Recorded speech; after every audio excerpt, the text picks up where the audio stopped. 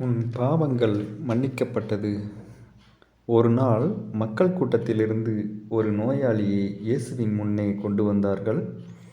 அவர் அவரை நோக்கி, மகனே, உன் பாவங்கள் மன்னிக்கப்பட்டது என்றார். அந்த வார்த்தையினால் அவரது இதயம் சாந்தமடைந்தது. அவரின் உடலும் ஆன்மாவும் குணமடைந்தது.